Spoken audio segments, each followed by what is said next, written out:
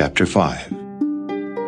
My son, attend unto my wisdom, and bow thine ear to my understanding, that thou mayest regard discretion, and that thy lips may keep knowledge.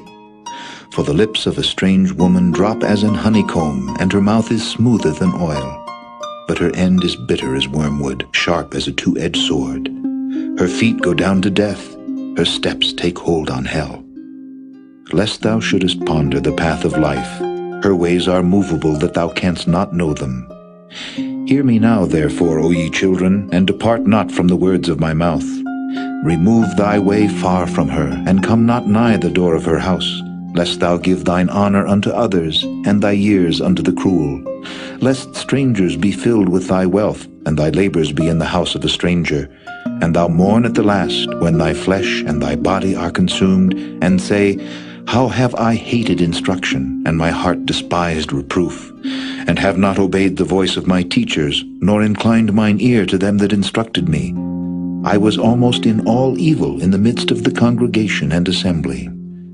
Drink waters out of thine own cistern, and running waters out of thine own well. Let thy fountains be dispersed abroad, and rivers of waters in the streets. Let them be only thine own, and not strangers with thee. Let thy fountain be blessed, and rejoice with the wife of thy youth. Let her be as the loving hind and pleasant roe. Let her breasts satisfy thee at all times, and be thou ravished always with her love. And why wilt thou, my son, be ravished with a strange woman, and embrace the bosom of a stranger? For the ways of man are before the eyes of the Lord, and he pondereth all his goings. His own iniquity shall take the wicked himself, and he shall be holden with the cords of his sins. He shall die without instruction, and in the greatness of his folly he shall go astray. Chapter 6. My son, if thou be surety for thy friend, if thou hast stricken thy hand with a stranger, thou art snared with the words of thy mouth, thou art taken with the words of thy mouth. Do this now, my son, and deliver thyself when thou art come into the hand of thy friend. Go, humble thyself, and make sure thy friend. Give not sleep to thine eyes, nor slumber to thine eyelids. Deliver thyself as a roe from the hand of the hunter, and as a bird from the hand of the fowler. Go to the ant, thou sluggard, consider her ways, and be wise, which having no guide, overseer, or ruler, provideth her meat in the summer, and gathereth her food in the harvest. How long wilt thou sleep, O sluggard? When wilt thou arise out of thy sleep? Yet a little sleep, a little slumber, a little folding of the hands to sleep.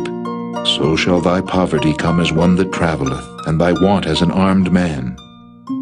A naughty person, a wicked man, walketh with a froward mouth. He winketh with his eyes, he speaketh with his feet, he teacheth with his fingers. Frowardness is in his heart. He deviseth mischief continually, he soweth discord. Therefore shall his calamity come suddenly, suddenly shall he be broken without remedy.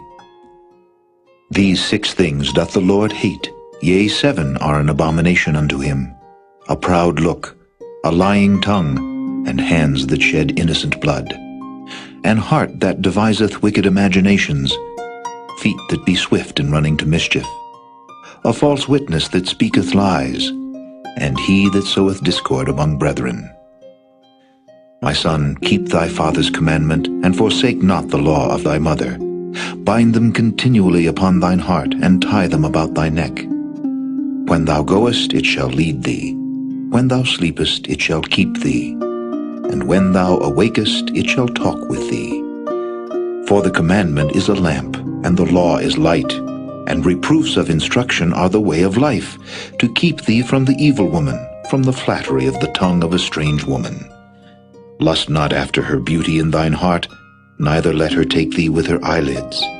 For by means of a whorish woman a man is brought to a piece of bread, and the adulteress will hunt for the precious life. Can a man take fire in his bosom, and his clothes not be burned? Can one go upon hot coals, and his feet not be burned? So he that goeth into his neighbor's wife, whosoever toucheth her shall not be innocent. Men do not despise a thief if he steal to satisfy his soul when he is hungry. But if he be found, he shall restore 7-fold, he shall give all the substance of his house. But whoso committeth adultery with a woman lacketh understanding. He that doeth it destroyeth his own soul. A wound and dishonor shall he get, and his reproach shall not be wiped away. For jealousy is the rage of a man. Therefore he will not spare in the day of vengeance. He will not regard any ransom, neither will he rest content though thou givest many gifts.